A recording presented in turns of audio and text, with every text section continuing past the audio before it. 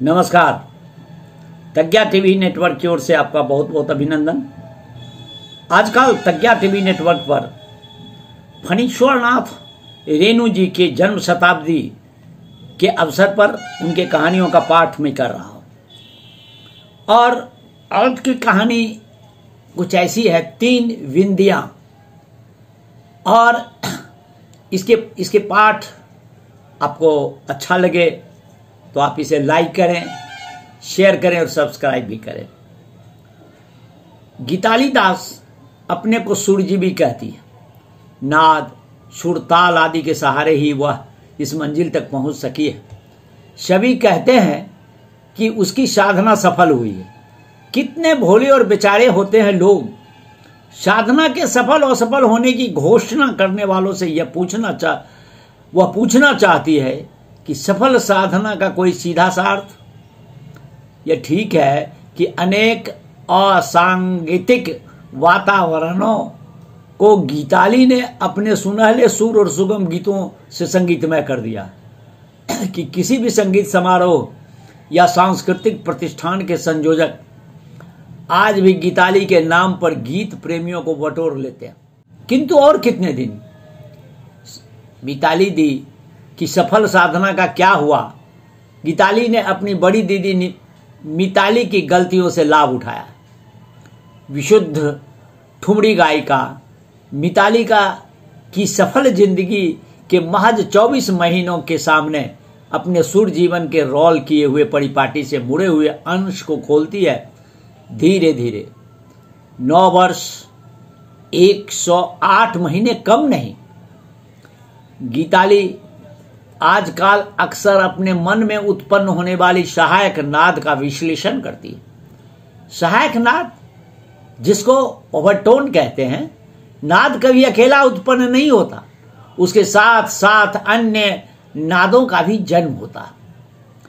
उस स्वर को हम सुन पाए अथवा नहीं, मूल नाद से उत्पन्न होने वाले इन नादों को सहायक नाद कहा जाता है। स्वयं ही जन्म लेने के कारण इन्हें स्वयंभू स्वर भी कहते हैं। गीताली ने इन्हीं स्वरों की सहायता से सिद्धि और प्रसिद्धि प्राप्त की है। प्रार्थना के सुर में हरदम सीमा का विस्तृत अवश्य किया उसने, लेकिन इधर कुछ दिनों से उसको भय होने लगा है। गीत गाते समय मूर्त होते हुए भी राग एकाध बार और स्पष्ट तर भी हुए।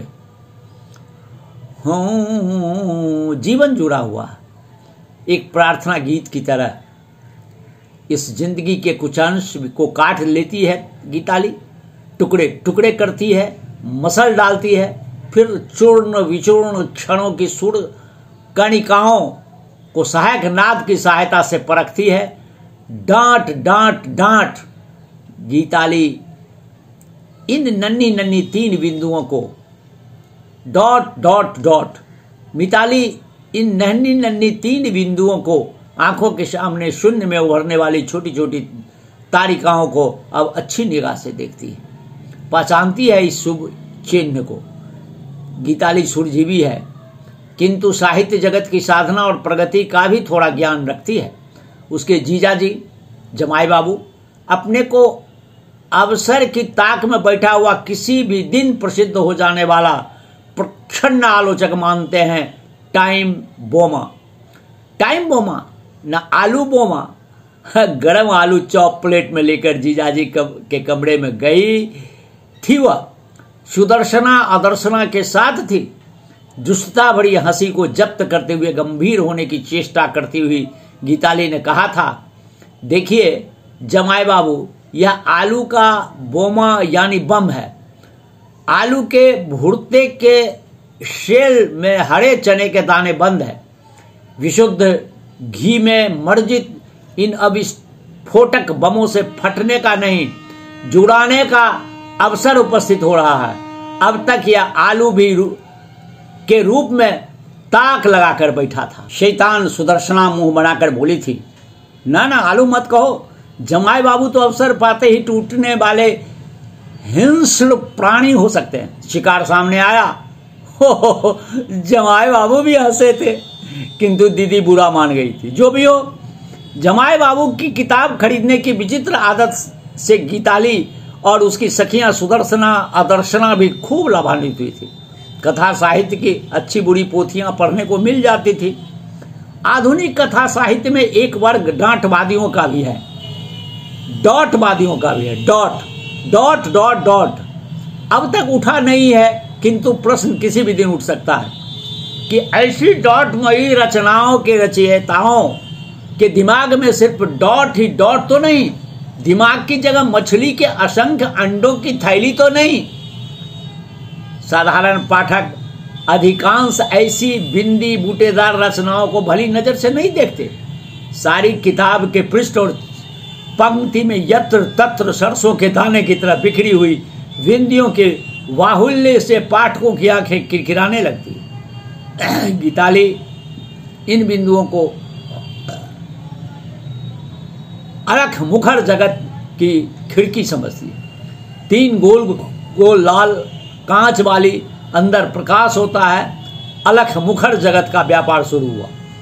3 बिंदुओं के सहारे अप्रासंगिक प्रसंगों के असंलग्न मुहूर्तों को रूपायित करने वाली किसी अन्य जगत की हल्की छवि दिखाने वाले, प्याज के छिलके उतारने वाले ऐसे किसी शब्द शिल्पी से कभी भेंट हो तो गीताली कहेगी, मानो या न मानो हैं ये सहायक नाद के चिन्ह। पूछेगी, इस ओवरटोन का सहायक नादों की सृष्टि स्वयं ही नहीं होती क्या? मन की अनगिनत खिड़कियों के झांकने वाले चेहरे खुद नहीं बोलते क्या? बात बोलेगी मैं नहीं, राज खोलेगी बात ही। किसी शिल्प का जवाब गीताली के वन में कौन पाखी रट रहा? गीताली को हठात मिस्त्री हराधन यंत्रकार की याद आई।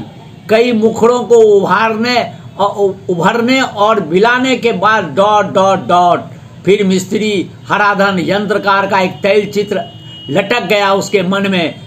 मन की दीवार पर न जाने यंत्रकार जी कहाँ। गीताली अपने दोनों हाथों से जोड़कर शून्य में एक नमस्कार करती है। जिंदगी के इर्द गिर्द झंकृत होने वाले सहायक नादों से प्रथम साक्षात परिचय मिस्त्री हराधन यंत्रकार ने ही करवा दिया था।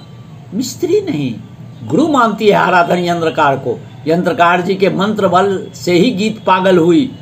जानती है खुकी, सफल शिकारी होने के लिए आदमी को कभी सभी किस्म के शिकारियों से दीक्षा लेनी होती है। शेर भालू के शिकारियों से लेकर व्याध लुब्धक और सपेरों की भी संगति करनी होती है। यंत्रकार कहो, मिस्त्री कहो या कारीगर, तुम मेरी नातिन की उम्र की हो, नाना की बात सुनोगी। यंत्र के सहारे ही सहायक नादों की 5000 आंदोलन युक्त ध्वनियों के बारीकियों का उपयोग कर सकेगी। सदा ध्वनित होने वाले जाने अनजाने सुर में तुम्हारे जीवन का प्रत्येक क्षण मुखरित होगा। अलख मुखर जगत में 10 वर्ष पूर्व की बातें मुखरित हो रही थी। सुर मंदिर के मैनेजर को कटु वचन को बाध्य हो गई थी गीताली। शहर के सबसे पुरानी और निर्भय योग्य बाजे की दुकान की यह हालत। एक ही सप्ताह में 3 बार तानपुरा ठीक करवा कर ले गई, फिर जैसे का तैसा गीत के बीच में ही साथ छोड़ देता। रोग क्या है यह बताने वाला कोई विशेषज्ञ नहीं आपके पास? तो सुर मंदिर कहूं या असुर मंदिर? मैनेजर का मुंह बेजान माइक की तरह गोल खुला रहा। गीताली तानपुरा लेकर सुर मंदिर की सीढ़ियों से उतर गई थी। फिर कभी न लौटने की प्रतिज्ञा करती हुई 1 2 3, ओ दीदी सुनेन। कुछ दूर चलने के बाद पीछे से पुकार सुनकर गीताली मुड़ी। एक नाटा भूटा गोल मटोल लड़का लुढ़कता हुआ आ रहा है फुटपाथ पर। कौन है यह? कीमा कार छोकरा लड़के ने निकट आकर नमस्कार किया। आप गीताली दी हैं ना? है ना? तानपुरा क्या, सुर मंदिर की सभी बाजों का गला इसी तरह घोंटा जाता है। जब से मिस्त्री हराधन यंत्रकार सुर मंदिर को सलाम करके निकल गया है, सभी असुर ही रह गए। आपने ठीक ही कहा गीताली दी। गीताली ने देखा लड़का अकाल परिपक्व किसी ग्रंथि विकार का शिकार है। बौना नहीं, नाटा और बगैर मूंछों वाला घुगलू, उसने अपना नाम बताया घुगलू। असम की ओर कहीं जन्म हुआ था। मिस्त्री हराधन यंत्रकार के साथ गत 15-20 वर्षों से है। कलकत्ते में 7-8 साल, 2 वर्ष इधर उधर, और कहाँ भी करीब 5-7 हुए। कलकत्ते में 7-8 साल, 2-3 वर्ष इधर उधर, और यहाँ भी करीब 5-7 साल हुए। घुगलू ने बताया, मिस्त्री हराधन यंत्रकार अब किसी भी दुकान में काम नहीं करता, अपनी गली के बाहर कहीं आता जाता नहीं। गली में क्या, अपने कमरे से बाहर निकलने की छुट्टी नहीं। घुगलू ने कई नए पुराने यंत्र वादकों का नाम गिनाए जिन्हें जरूरत होती है। मिस्त्री हराधन यंत्रकार को खोज कर पहुंचते हैं, कलकत्ते से, लखनऊ से, काशी से। गीताली तुरंत राजी हो गई। घुगलू ने रिक्शे वाले को आवाज दी, ए रिक्शा वाला, मोहल्ला धूप कूप चलेगा। मोहल्ला धूप कूप की एक गली में कुछ दूर जाने के बाद घुगलू एक खपड़ेल के घर के पास रुका। बंद किवाड़ों में एक छेद से आंख लगाकर अंदर के वातावरण का अंदाज लिया, फिर सांकल हिलाने लगा। अंदर से किसी असंतुष्टात्मा की खनखनाती हुई आवाज बंद किवाड़ों के छेदों में सुनाई पड़ी। अंदर के व्यक्ति को बहुत से प्रश्नों के उत्तर देकर कुछ संतुष्ट किया घुगलू ने। तब जाकर दरवाजा खुला। लगा अंदर के किसी व्यक्ति ने अपने कमरे में ही रस्सी खींचकर चटकनी खोल दी। घुगलू अंदर गया। एक कर्कश झिड़की सुनाई पड़ी। फिर किसको जुटा लाए, कहां से? घुगलू दबी आवाज में स्पष्ट था कि वह अनुनय के स्वर में कुछ कह रहा था। मास्टर, ना बालबेन ना, उसके सब की एक राय पर पानी फिर जाएगा। बाहर खड़ी गीताली को घुगलू की यह घिघियाहट अच्छी नहीं लगी, लेकिन बेसुरे बाजे को लेकर क्या रियाज कर सकेगी, वह चुप रही। एक कुढ़ी आत्मा और विकृत चेहरे वाले अधेर के दरवाजे से झांक कर पूछा, क्या हुआ? सुर मंदिर वालों ने 13 ठोप बजाए दिया है बाजा का, छोड़ जाओ, 3 दिन बाद आना। वाह, इतना खोल तो खूब बहारदार है। यंत्र का यत्न भी लेती हो या? गीताली चमत्कृत हुई कि हराधन यंत्रकार की बातचीत सुनकर सधे हुए स्वर में बेकार कोई झलक कर्कशता की सृष्टि कर रही है। वह चुप रही। यंत्रकार ने थोड़ी देर तक गीताली की मुद्रा को पढ़ने की चेष्टा की, फिर कहा, क्या किंतु परंतु सोच रही है खुखी? यंत्रकार का सुर कोमल हुआ। 10 मिनट का काम नहीं, वेसुरे को सुरवान बनाना। आओ, अंदर आओ। हराधन के कमरे में प्रवेश करके गीताली प्रसन्न हुई। दीवालों पर ग्रामोफोन रिकॉर्ड कंपनी द्वारा प्रचारित भारत प्रसिद्ध कलाविदों की तस्वीरें लटक रही थी। एक आध प्रशंसा पत्र तथा सर्टिफिकेट की तरह की चीजें। फर्श पर विभिन्न वाद्य यंत्र बिखरे हुए थे। रेडियो पर वाद्य संगीत के कार्यक्रम के सरोद वादन हो रहा था। अक्राम, उदीयमान सरोद वादक अक्राम स्वरचित गत अर्चना के बोल प्रस्तुत कर रहा था। रह रहकर सरोद के तारों से शंख और घंटा ध्वनि प्रतिध्वनित होती है। हराधन यंत्रकार ने अपने छोटे पुराने रेडियो सेट की ओर उंगली दिखाकर कहा, सुन रही हो? 7 साल हुए अकराम के इस सरोद को अभी तक जस का तस है। यंत्र का यत्न माने यंत्र की पूजा। हराधन ने सितार, सरोद, सुरबहार, दिलरुबा, वीणा आदि के प्रसिद्ध वादकों के नाम लिए। गीताली स्वीकार करती है कि 5 मिनट के परिचय में यंत्रकार की बातों पर विश्वास नहीं जमा सकी थी। यंत्रकार ने भांप लिया। अपनी अटैची से कई नई पुरानी चिट्ठियां निकालकर गीताली के सामने रखते हुए बोला, पढ़ो तो। कलकत्ता के प्रसिद्ध स्वर्गीय सितार वादक उस्ताद कादिर हुसैन की आत्मीयता से भरपूर एक खत 5 साल पहले का। भाई हराधन, तुम तो सचमुच हराधन हो गए हो। हमारे लिए मेरे यंत्र का कुछ हो गया है, फिर जिस के हाथ में देने का साहस नहीं करता। जानता हो तुम कलकत्ते नहीं आओगे, मैं ही आ रहा हूं तुम्हारे पास। रेडियो पर तब योगेंद्र सूरी का वायलिन हेमंत के राग विस्तार की तैयारी कर रहा था। कौन कहता है साज बेजान होते हैं? गीताली मुग्ध होती गई। बड़े बड़े सुर शिल्पियों और उस्तादों के प्यारे प्यारे पत्रों ने, अकराम के अर्चना के बोल ने सुरेंद्र सूरी की वायलिन ने, घुगलू की गुरु भक्ति ने, सभी ने मिलकर गीताली के सामने मिस्त्री हराधन यंत्रकार की आत्मा की सच्ची तस्वीर उपस्थित कर दी। घुगलू स्टोव जलाकर चाय की तैयारी में व्यस्त था। बीच में अपने उस्ताद की बातों में टीप के बंद की तरह अपनी राय टांक देता। महादेव लाल जी की तवलिया हरा है, आदमी नहीं। खां साहब के दाता पीर ही थे। पॉकेट से मुट्ठी भर नोट निकालकर पढ़ भी देते थे। मुन्नू जी सरंगिया मुझसे बहुत नाराज हैं उस दिन से। घुगलू चाय दे गया। चाय की पहली चुस्की लेने के बाद हराधन यंत्रकार ने कहा, यंत्रकार कहो या कारीगर, बेसुरा नहीं कह सकता कोई। यह तो अपने किए गए का फल भोग रहा हूं। खुखी बेजान लकड़ी, तार और सूखे चमड़े पर सूर चढ़ाकर जीवन बिताने के सिवा और क्या चारा? अब क्या चारा है? अब शापित जीवन बिता रहा हूं। तुम मेरी नातिन की उम्र कोई हो, विश्वास करोगी? मैं भी गाता था। मेरी आवाज सुनकर हिरणों के झुंड दौड़ाते थे। यंत्रकार ने फिर अपनी अटैची से ढक्कन को उठाया, कुछ ढूंढता हुआ बोला, मैं जानता हूं तुम विश्वास नहीं कर रही हो। खोल कर कहना होगा। जीवतपुर स्टेट के राजा जीवत्स नारायण देवज्जू का नाम सुना है? शिकार के अनुभव पर एक मोटी और मशहूर किताब लिख गए हैं अंग्रेजी में। उसमें देखना, पब्लिक लाइब्रेरी में वह किताब देखना। पृष्ठ 12, 22, 40 और 55 में मेरा जिक्र है।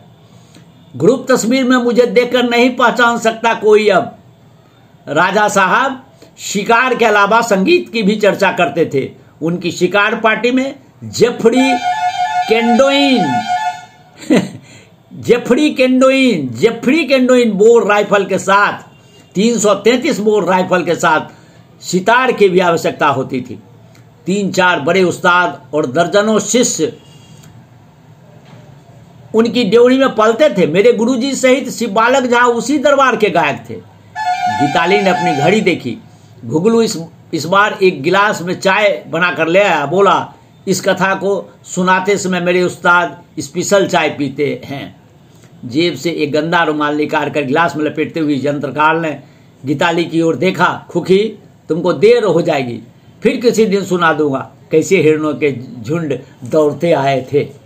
गीताली हंसी थी। आधी कहानी सुनने से आधे सिर में दर्द होता है, सुनने या सुनाने से जो भी हो मैं निश्चिंत हूं। सिरदर्द से डरे सिर वाले, हम पेट वाले हैं। गीताली फिर हंसी। जब जब गीताली हंसती, यंत्रकार की दाहिनी कनपट्टी के पास की चमड़ी नाचने लगती। झुर्रीदार विकृत चेहरे पर एक चमचमाहट आ जाती। तो सुनो, बार गुरु की कृपा की दृष्टि हराधन पर भी फेरी। शिकार पार्टी के साथ चलने का आदेश दिया। अब जंगल में मंगल मनाने की कितनी कहानियां सुनाया हराधन। लिखने से एक मोटी किताब तैयार हो सकती है। राजा साहब असली शिकारी थे। नेपाल की तराई के मधुमास जंगल में किरात सरदार के चीतलों का शिकार करके दिखाया था। तराई के जंगलों के बीच थोड़ी सी खुली जगह, जिसको ग्लेड कहते हैं अंग्रेजी में चांदनी, जहां लंबे लंबे शाल वृक्ष की फुनगियों पर टंगती नहीं रहती, श्यामल मसृण घास पर बिछ जाते हैं। पास की बहती हुई पहाड़ी नदी जो कुल नहीं करती, हवा फुसफुसा कर बात करती है। चांदनी चैत की प्रकाश में एक ठूंठ विस्मित सा खड़ा, छाया में कोई इशारे से कुछ कहता है और सारी तराई के जंगलों में एक दर्द भरी पुकार मंडराने लगी। कामातुर हिरनी की पुकार, नदी के शीतल जल प्यास बुझाते हुए चीतलों के मन प्राण में एक दूसरी प्यास जल उठती है। धपधपाकर हिरनी रह कर पुकार उठती है। चांदनी में नर चीतलों का झुंड दिखाई पड़े। हर चीतल के देह से चकत्ते स्पष्ट तर हो रहे थे। प्रकाश में खड़ा ठूंठ विस्मय अथवा आवेश में हिलता डुलता हुआ छाया में फिर कोई इशारा करता है। शिश फिर चांदनी के तारों की चमक, खच खच। इसके बाद मृत प्रेमियों की लाशों से अपना अपना तीर खींचकर किरातों के दल नाचने लगे। हा हीरा, हा हीरा, हाय हिरण। एक मादा चीतल को बचपन से पालकर नकली पुकारने की बजाबत शिक्षा दी जाती है। उस्ताद हिरनी के गले के नीचे उंगलियों से फुहरती लगाता रहता है और हिरनी समय और समय पुकार उठती है। इस शिकार को देखने के बाद राजा साहब अस्वस्थ हो गए। पता नहीं उन्होंने इस पद्धति से फिर कभी शिकार किया या नहीं। हराधन के सिर पर इस शिकार का भूत सवार हो गया, किंतु कामांध चीतलों के चीख, कराह, छटपटाहट और दम तोड़ना देखकर उसके अंदर का किरात आनंद से किलकिला उठा था। संगीत साधना छोड़कर हराधन किरात सरदार के पास भाग गया। हर साल चैत की चांदनी में 3-4 बार यह शिकार होता है। शिक्षिता मादा चीतल के साथ उसके शिक्षक की भी पूजा करते हैं किरात गण।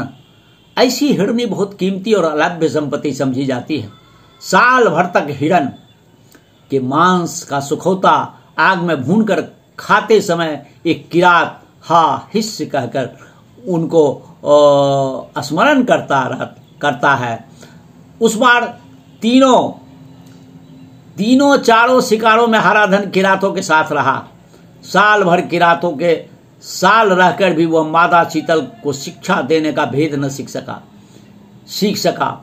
एक नंबर पहाड़ के जितने भी पहाड़ी गांव थे, उन सभी गांवों के बीच बस एक ही मादा चीतल थी और उसका मालिक ही एकमात्र गुणी मूलधन हिरणी। किंतु हराधन ने इस मूलधन को सस्ता कर दिया अपनी साधना से। मादा चीतल की क्या आवश्यकता? हराधन कामातुर मादा चीतल की तरफ पुकार सकता है। किरात सरदार ने परीक्षा के लिए शिकार का आयोजन किया। चैत की चांदनी ही क्यों, वह जब चाहो तब शिकार करो। 12 महीने चांदनी रात का अंतिम पहर ब्रह्म बेला में हराधन ने पहली पुकार दी थी। अबिकल नकल चतरा गद्दी के पास कोसी के किनारे की सफेद हरी भूमि पर दर्जनों चीतल दौड़ आए थे। खच खच हराधन की पूजा होने लगी। एक नंबर पहाड़ में इलाके की सबसे अधिक सुंदरी उसकी सेवा में तैनात हुई। किरात सरदार उसकी जान का दुश्मन हो गया। एक बार भीषण भूकंप हुआ 1934 जनवरी। भूकंप के तीसरे दिन सभी किरातों ने स्वीकार कर लिया कि दैवी कोप हराधन के कारण ही हुआ। भगवती की कृपा, नारी की कृपा से उसकी जान बची। मृग चर्म बगल में दबाए गुरु की सेवा में उपस्थित हुआ। गुरु के सामने राजा साहब के बाग में अपनी कंठ की कला प्रस्तुत करके एक नई विपदा की सृष्टि कर दी उसने। उस बार चीतल का शिकार देखकर राजा साहब किसी मानसिक रोग के शिकार हो गए थे, किंतु बहुत दिनों तक इलाज होने के बाद कुछ स्वस्थ हुए ही थे कि हराधन की पुकार सुनाई पड़ी। राजा साहब फिर अस्वस्थ हो गए। पुराने शिकारी थे, आवाज सुनते ही चीख पड़े, वही मादा चीतल, छलनी हिरनी, डाइन स्पॉटेड डियर, चित्रा। हर साल चैत की चांदनी में 3-4 बार यह शिकार होता है। शिक्षिता मादा चीतल के साथ उसके शिक्षक की भी पूजा करते हैं किरात गण। ऐसी हिरनी बहुत कीमती और अलभ्य संपत्ति समझी जाती है। साल भर तक हिरण के मांस का सुखौता आग में भूनकर खाते समय एक किरात हा हिस्स कहकर उनको स्मरण करता है। उस बार तीनों चारों शिकारों में हराधन किरातों के साथ रहा। साल भर किरातों के साल रहकर भी वह मादा चीतल को शिक्षा देने का भेद न सीख सका। एक नंबर पहाड़ के जितने भी पहाड़ी गांव थे, उन सभी गांवों के बीच बस एक ही मादा चीतल थी और उसका मालिक ही एकमात्र गुणी मूलधन हिरणी। किंतु हराधन ने इस मूलधन को सस्ता कर दिया अपनी साधना से। मादा चीतल की क्या आवश्यकता? हराधन कामातुर मादा चीतल की तरफ पुकार सकता है। किरात सरदार ने परीक्षा के लिए शिकार का आयोजन किया। चैत की चांदनी ही क्यों, वह जब चाहो तब शिकार करो। 12 महीने चांदनी रात का अंतिम पहर ब्रह्म बेला में हराधन ने पहली पुकार दी थी। अबिकल नकल चतरा गद्दी के पास कोसी के किनारे की सफेद हरी भूमि पर दर्जनों चीतल दौड़ आए थे। खच खच हराधन की पूजा होने लगी। 1 नंबर पहाड़ में इलाके की सबसे अधिक सुंदरी उसकी सेवा में तैनात हुई। किरात सरदार उसकी जान का दुश्मन हो गया। एक बार भीषण भूकंप हुआ 1934 जनवरी। भूकंप के तीसरे दिन सभी किरातों ने स्वीकार कर लिया कि दैवी कोप हराधन के कारण ही हुआ।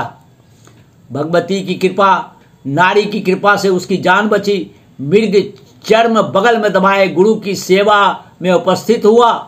गुरु के सामने राजा साहब के बाग में अपनी कंठ की कला प्रस्तुत करके एक नई विपदा की सृष्टि कर दी उसने। उस बार चीतल का शिकार देखकर राजा साहब किसी मानसिक रोग के शिकार हो गए थे, किंतु बहुत दिनों तक इलाज होने के बाद कुछ स्वस्थ हुए ही थे कि हराधन की पुकार सुनाई पड़ी। राजा साहब फिर अस्वस्थ हो गए। पुराने शिकारी थे, आवाज सुनते ही चीख पड़े, वही मादा चीतल, छलनी हिरनी, डायन स्पॉटेड डियर चित्रा। आवाज सुनते ही चीख पड़े, वही मादा चीतल, छलनी हिरनी, डायन स्पॉटेड डियर चित्रा। एक्सेस 500 राइफल हाथ में लेकर शब्द वेदी निशाना लेकर फायर किया। हराधन अपनी पुकार के सम पर आ ही रहा था। उसके गुरु पंडित सिंह बालक के कलेजे में एक सॉफ्ट नोज्ड एक्सपेंडिंग बुलेट आकर घुस गया। हराधन के गुरु शिष्य द्वारा समर्पित मृग चर्म पर बैठे चीतल के चमड़े पर आज भी खून के दाग हैं। हराधन भागा, जहां जाता ऐसी ही अचानक घटनाएं घटने लगती। कान पर हाथ रखकर हराधन ने आंखें मूंद ली। बोला, तब से गले में कर्कश घातक खनक पैदा हो गई। मैंने वाणी को कलंकित किया था, सुर बांधने का काम करने लगा, लेकिन घुगलू एक पुराना मृग चर्म ले आया अंदर से। यंत्रकार ने कहा, यह उस चंचल जुआ नरचीतल की खाल है जो 4 बार तीर सीने पर खाकर भी मेरे पास पहुंच गया था। मेरे सामने इसने अपनी टांगे फेंक कर जान दी थी। गुरुजी इसी पर बैठे थे क्षण भर। हराधन यंत्रकार ने मृग चर्म को उठाकर श्रद्धापूर्वक सिर छुआया, फिर गीताली के सामने रखकर बोला, उस स्वर्ण मृग का क्या नाम था मारीच? और सीता जी ने उस मृग चर्म पर बैठने की वासना या लालसा ही क्यों हुई? रामायण में कहीं है लिखा हुआ कुछ? कोई साधना करने के लिए संभव था? हराधन यंत्रकार ने नेपाल की तराई में श्यामल वन्य भूमि, वहां की हरी भरी माया की डोरी से अपनी कथा को बांधते हुए कहा था, खुकी नातिन ही कहूंगा, अब नाना मानती हो तो अच्छा कल भी आओगी? बहुत अच्छा। दूसरे दिन भी गई गीताली। यंत्रकाल ने मिलते ही गीताली के हथेली देखने की इच्छा प्रकट की। गीताली ने अपने दोनों हाथों की तलहटी फैला दी। तुम्हारी दीदी मिताली जो कुछ नहीं कर सकी वह तुम्हारे द्वारा संभव होगा निश्चय। गीताली ने देखा यंत्रकार उसकी दीदी के संगीत जीवन की छोटी बड़ी बातों के अलावा जीवन की छोटी बड़ी घटनाओं से भी वाकिफ है।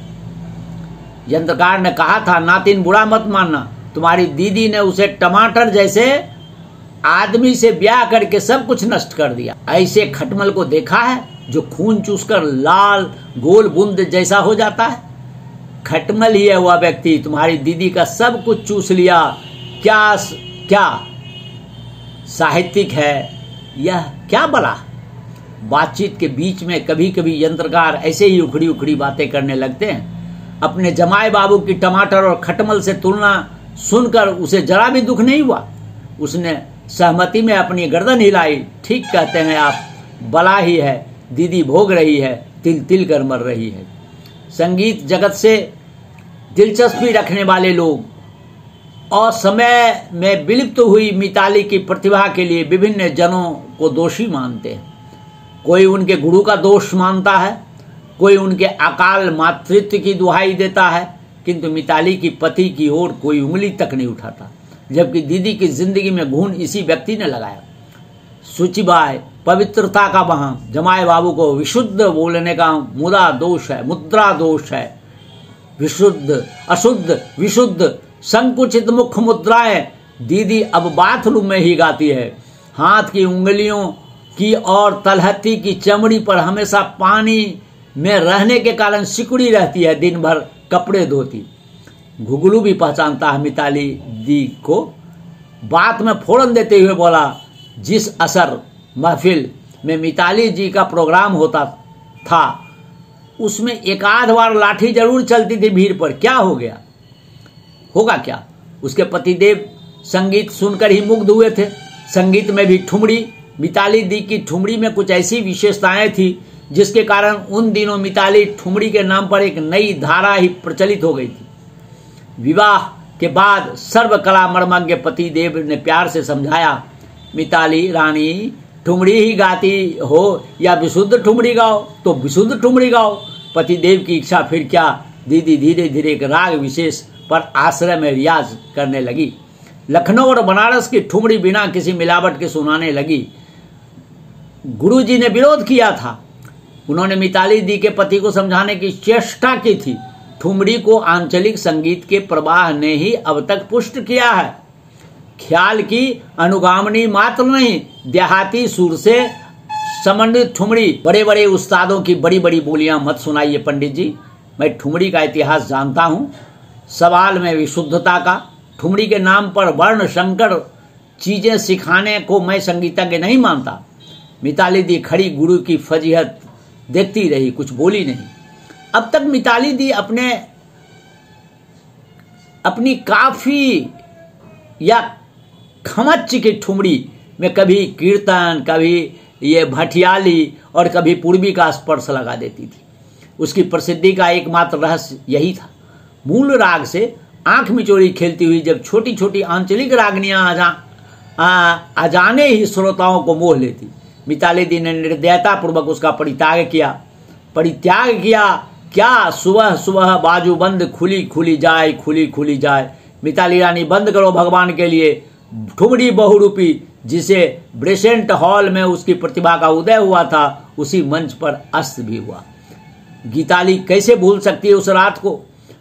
उस दिन गीताली के घर मातम छाया हुआ था। गुरुजी फूट फूट कर रो रहे थे।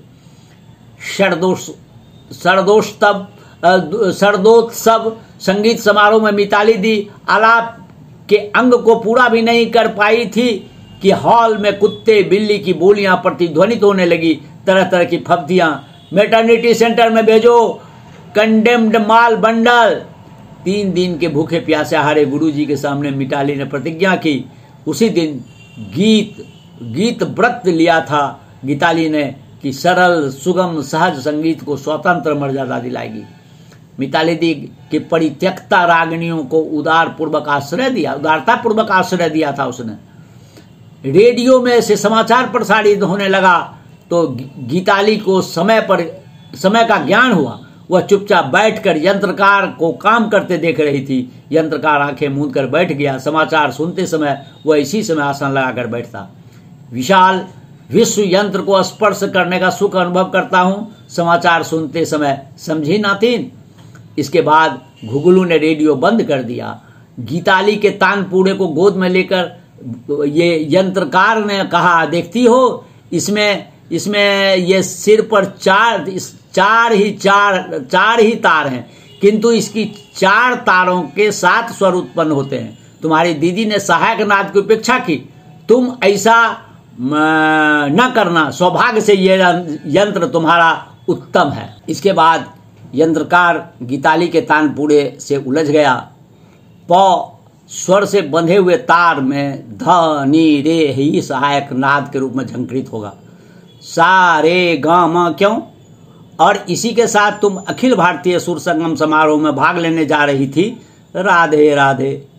गीताली को राधे श्याम की याद आ गई। राधे गिटारिस्ट की प्रतिभा विकसित होने के पहले ही शेष हो जाए, उसके लिए उसको दुख नहीं होगा। पचरंगा जैकेट और तलवार कट मूछें उन दिनों गीताली के घर बहुत आता था।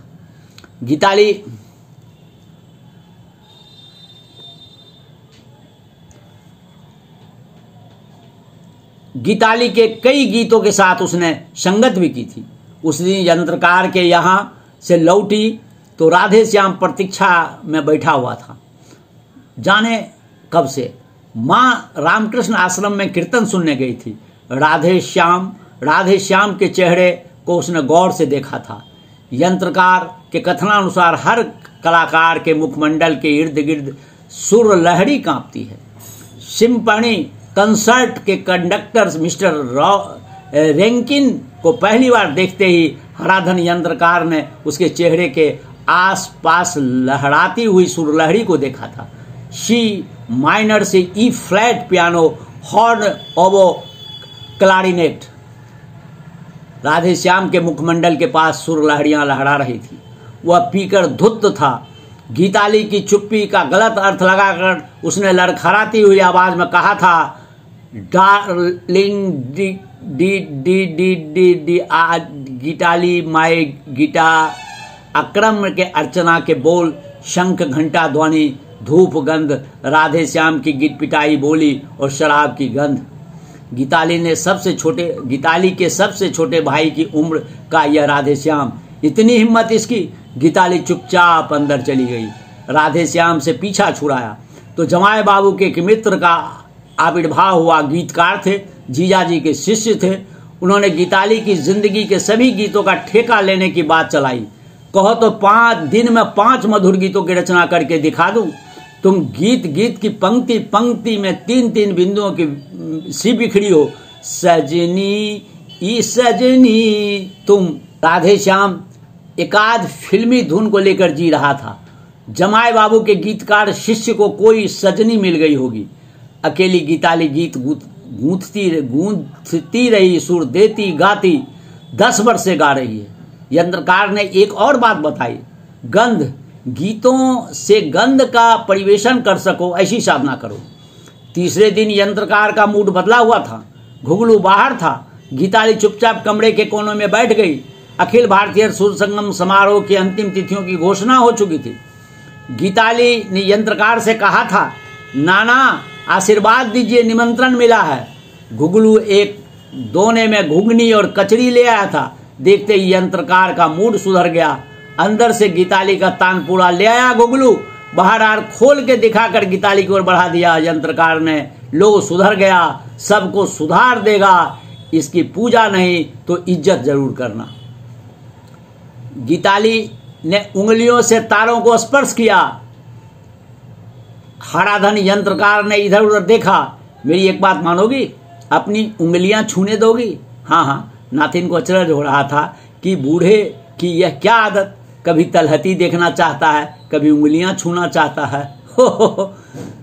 ये गीताली की उंगलियों को उसने अपने सिर से छुलाते हुए कहा, मुझे भय था तुम्हारे नाखून काटने का ढंग तो गलत नहीं।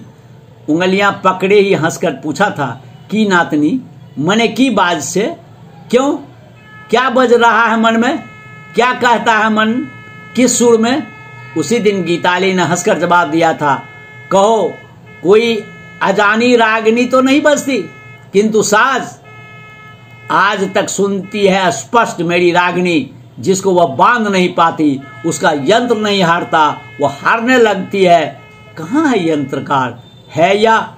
इस बार अखिल भारतीय सुर संगम समारोह में सर्वोच्च स्थान प्राप्त करने के बाद ही नाना हराधन यंत्रकार को प्रणाम करने गई थी। सुनकर अवाक हो गई। घुगलू सहित हराधन यंत्रकार फरार है। सुर मंदिर वालों ने औजार पाती बहुत से चीजों की चोरी का इल्जाम लगाकर रपट की है। इसके बाद 10 वर्ष हो रहे हैं। नाना, मैं तुम्हें नाना धन ही कहूंगी। नाना धन, तुम अपना मृग चर्म मुझे दो, मैं इसे बैठकर साधना करूंगी। करोगे? करोगी, डरती नहीं। इस अशुभ मृग चर्म से तुम्हारा कोई अशुभ न हो जाए। मृग चर्म से सिर को छुआकर गीताली के आगे रख दिया। खून के धब्बे। 10 वर्ष बाद आज नाना हराधन यंत्रकार को स्मरण करते समय मन ईमन के पद विन्यासों का व्यवहार कर रहा था। गीताली अब स्वयं को एक यंत्र समझती है।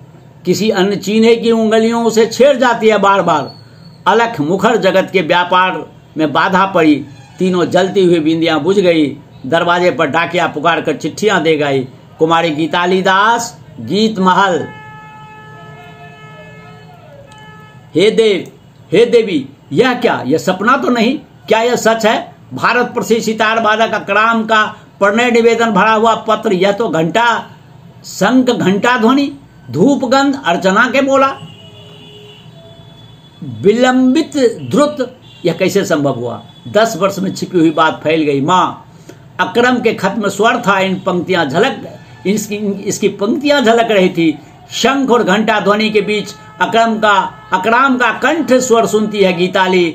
चिरसंगी तानपुरे का सहारा लेती है वह, दोनों हाथों में जकड़ कर पकड़ती है। चारों तारों से अकराम का कंठ स्वर प्रसारित होता है। गीताली मैं हूं अकराम, पिछले 8 साल से सुन रहा हूं। क्यों? उपभोग कर रहा हूं तुम्हारे गीतों की गंध। धान कूटती हुई, चक्की चलाती हुई, ढोर चराती हुई सुंदरियों की देह की नमकीन गंध, धान के खेतों की पोखर और घाट पर पानी भरती हुई सुंदरियों के आंचल की गंध, सुगंध किसी बनफूल सुरभि में गीतों की गायिका ने मेरी घ्राण शक्ति तेज कर दी है। मैंने गीत गंधा और गीताली गंगा नामक 2 गतों की रचना की है उस दिन, किंतु तुमने कंजूसी की है। या ऐसा न करो, मैं तुम्हारे कंठ से अभी तक गाए गीतों का अवतरण कराऊंगा। गीत गंधा मैं अपना सौभाग्य समझूंगा तुम्हारे साथ। और यह दूसरी चिट्ठी भी बोलती है खनक वाली आवाज, ओए नाना धन हारा धन, ओ गो नातीन, शिव प्रसन्न हुए, आंखें खोलो। पिछले सप्ताह तुमको सुनने के बाद ही मेरे घर दौड़ा आया मास्टर। तुम्हारी नातिन का दिल छोटा हो रहा है या दिल चुरा रही है, लेकिन तुम्हारी चीज की गर्मी उसके रगों में उतरी हुई थी।